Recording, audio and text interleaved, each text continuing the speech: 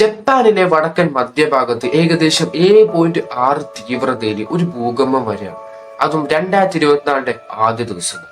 അപ്പൊ ഇന്നത്തെ വീഡിയോ കൂടെ നമ്മൾ സംസാരിക്കാൻ വേണ്ടി പോകുന്നത് ജനുവരി 1, 2024 ജപ്പാനിൽ നടന്ന ഒരു ഞെട്ടിക്കുന്ന സംഭവത്തെ കുറിച്ച്. അപ്പൊ ഇവിടെ അവസാനം വരെ കാണാൻ ശ്രമിക്കുക. വീഡിയോയിലേക്ക് പോകും.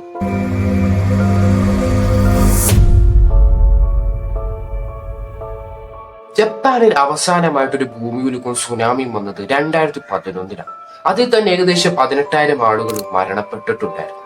2011 മാർച്ച് 11 അതും ഒരു ഭൂമികുലുക്കത്തിന് ശേഷമായിരുന്നു അവിടെ സുനാമി വന്നിട്ടുണ്ടായിരുന്നത്. ഇപ്പോ ആ ഒരു സംഭവത്തെ ഒന്നും കൂടി ഓർമ്മിപ്പിക്കുന്ന രീതിയിലാണ് ജനുവരി 1 നടന്ന ഈ ഒരു എർത്ത്.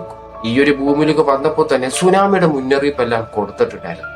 മാത്രമല്ല തീരപ്രദേശത്ത് താമസിക്കുന്ന ആൾക്കാർ ഉടൻ തന്നെ ഉയർന്ന ഏതെങ്കിലും ഭാഗത്തേക്ക് പോകാനും വേണ്ടി പറയാം. ഏകദേശം 1 ലക്ഷം വീടുകളോട് ഇവാക്യുവേറ്റ് ചെയ്യാൻ വേണ്ടി പറഞ്ഞിട്ടുണ്ട്. ഇഷിക്കാവ, ടൊയാമ, നിഗൻഡ എന്നീ സ്ഥലങ്ങളിലെ തീരപ്രദേശങ്ങളിലും സുനാമി വരാൻ സാധ്യതയുണ്ടെന്ന് പറയുന്നുണ്ട്. അപ്പൊ അതുകൊണ്ട് തന്നെ ആ തീരപ്രദേശങ്ങളിൽ താമസിക്കുന്ന ആൾക്കാരെല്ലാരെയും തന്നെ മാറ്റി താമസിപ്പിച്ചുകൊണ്ടിരിക്കുകയാണ്. ഏകദേശം 3 മീറ്റർ അല്ലെങ്കിൽ 5 മീറ്റർ ഉയരുന്ന തിരമാലകളാണ് ജപ്പാൻ കടൽ തീരങ്ങളിലേക്ക് ആഞ്ഞടിച്ചുകൊണ്ടിരിക്കുന്നത്. മാത്രമല്ല രാജ്യത്തിലുള്ള എല്ലാ ആണവ റിയാക്ടറും പരിശോധിച്ചു നോക്കിയപ്പോൾ അസ്വാഭാവികമായിട്ട് ഒന്നും തന്നെ ഇതുവരെ കണ്ടുപിടിച്ചിട്ടില്ല. ഇനിയും ഭൂകമ്പം വരാൻ ചാൻസ് ഉണ്ടെന്നും അതുകൊണ്ട് എല്ലാവരും സുരക്ഷിതരായിട്ട് ഇരിക്കണമെന്നാണ് ജപ്പാൻ കാലാവസ്ഥ നിരീക്ഷകർ പറയുന്നത്. മാത്രമല്ല ഈ ഒരു ഭൂകമ്പം ഉണ്ടായപ്പോൾ തന്നെ അതിന്റെ ചുറ്റുമുള്ള ഏകദേശം 33,000 അല്ലെങ്കിൽ 36,000 വീടുകൾക്ക് വൈദ്യുതി നഷ്ടപ്പെട്ടിട്ടുണ്ടായിരുന്നു. അലേർട്ട് കൊടുത്തിരിക്കുന്ന സ്ഥലങ്ങളിൽ ടെലിവിഷൻ, റേഡിയോ, ഓൺലൈൻ എന്നിവയിൽ കൂടെയായിരുന്നു വിവരങ്ങളൊക്കെ പങ്കുവച്ചിട്ടുണ്ടായിരുന്നത്.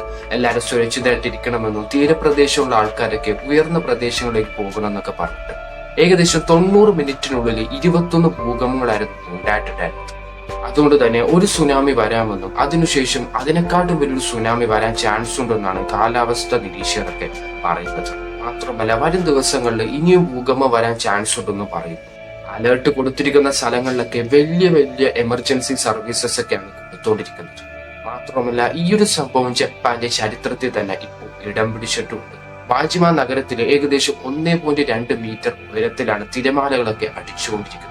ഇപ്പോൾ പല പല സ്ഥലങ്ങളിൽ എർത്ത് കാരണം പെട്ടിരിക്കുന്ന ആൾക്കാരെയൊക്കെ ഇപ്പോൾ രക്ഷപ്പെടുത്തിക്കൊണ്ടിരിക്കുകയാണ്. ഈ ഒരു എർത്ത് കാരണം ഇപ്പൊ മൊത്തത്തിൽ ഏകദേശം 13 ആളുകളോളം മരണപ്പെട്ടിട്ടുണ്ടെന്നാണ് ഇതുവരെ കണ്ടുപിടിച്ചിരിക്കുന്നത്. മാത്രവുമല്ല തിങ്കളാഴ്ച ഏകദേശം 155 ഭൂകമ്പങ്ങൾ ഉണ്ടായിട്ടുണ്ടെന്നാണ് കണ്ടുപിടിച്ചിരിക്കുന്നത്.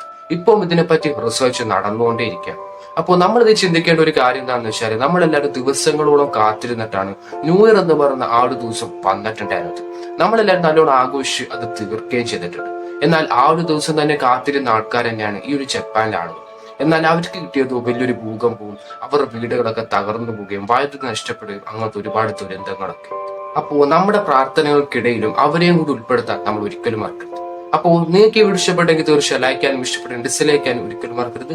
ചാനൽ ആദ്യമായിട്ട് കാണുന്ന ആൾക്കാർക്ക് സബ്സ്ക്രൈബ് ചെയ്യാൻ ഒരിക്കലും മറക്കരുത്. പുനരുത്തര പുനർത്തല അടിപൊളി വീഡിയോസുകൾ സെറ്റ് ആക്കിയിടുന്നവരെ